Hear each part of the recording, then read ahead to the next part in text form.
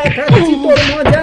ওরে মন্টু ঘন্টু, মন্টু ঘন্টু, মন্টু ঘন্টু, মন্টু ঘন্টু, মন্টু ঘন্টু কাণ্ড কারখানা। ওরে বাপরে ঘন্টু, এই কেসটা দা আমাদের আজকে এমন কেস খাইয়ে দিল, মিথ্যে মিথ্যে আমাদের নামে হেড স্যারের কাছে লাগালো, আর আমরা হেড স্যারের কাছে বেদম মার খেলাম। হ্যাঁ ঠিক বলেছিস মন্টু, এটা কেসটা খুব অন্যায় করলো, একদম ঠিক করলো না। অকারণে আমাদের নামে মিথ্যে মিথ্যে করে হেড স্যারের কাছে কমপ্লেন করে আমাদেরকে মার খাওয়ানো না, আমাদেরকে শাস্তি দেওয়া না।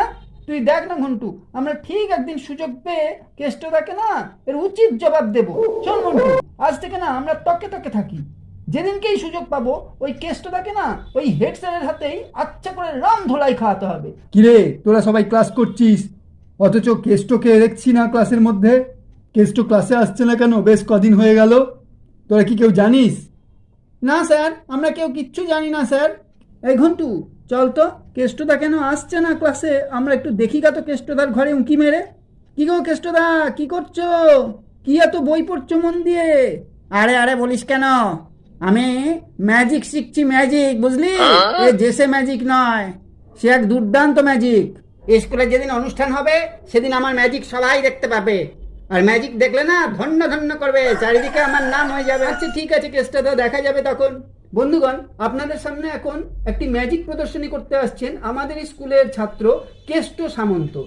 আরে কেষ্ট, তুই কি ম্যাজিক দেখাবি রে? তুই আবার ম্যাজিক কবে শিখলি? আমি আপনাদের সামনে যে ম্যাজিকটা দেখাতে চলেছি, দেখলে আপনারা আশ্চর্য হয়ে যাবেন।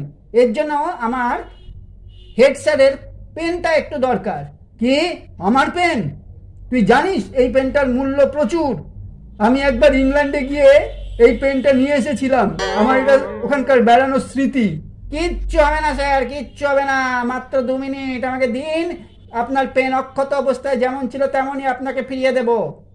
ঠিক বলছিস তো? দেখ, যদি না পারিস না তোর পিঠের একটা হাড়ও আস্ত রাখবো না। দেখুন সমস্ত দর্শকরা, এই পেনটাকে আমি টুকরো টুকরো করে গুঁড়োবো, তারপর একটা পায়রাকে আমি ডাকবো, সেই পায়রাটা আসবে, তার পায়ের সঙ্গে এই পেনটা বাঁধা থাকবে, এই পেনটা আমি আবার স্যারকে ফিরিয়ে দেবো।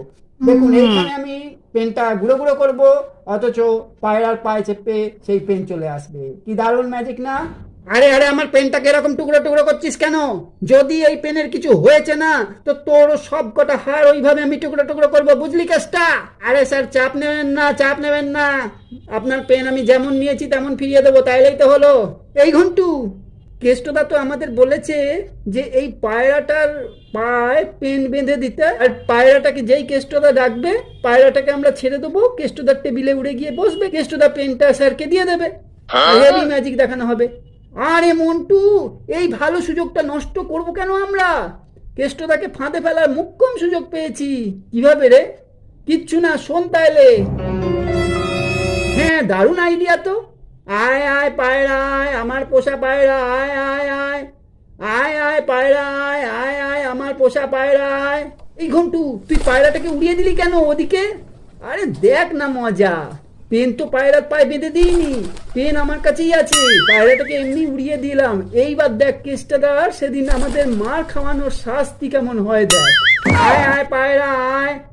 কি রে কেষ্ট, এতক্ষণ ডাকাডাকি করছিস, কি ভরকামি মারছিস? আমার পেন শিগগিরি দে বলছি।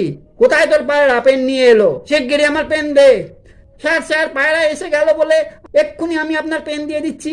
আয় আয় পায়রা আয়, আয় আয় পায়রা আয়, পায়রা আয় পায়রা। দেখ, আর তোকে আমি সময় দিতে পারছি না, এক্ষুনি আমার ওই দামি বিদেশি পেন যদি তুই ফেরত না দিতে পারিস তাহলে আমিও তোকে পায়রার মতো মারতে মারতে ওড়াবো। না স্যার, না স্যার, আয় আয় আয় পায়রা আয়, পায়রা আয়। ওই পায়রা আসছে না স্যার, আমি কি করব এবার? পায়রা মনে হয় উড়ে পালিয়েছে স্যার। দাঁড়া দেখাচ্ছি তোর মজা। ওই আয় বাঁচাও, আর আমি ছেড়ে দিন স্যার। বুঝেছিস তো? এটা হলো আমাদের সেদিনকে মার খাওয়ানোর পর, যেমন কর্ম তেমন ফল।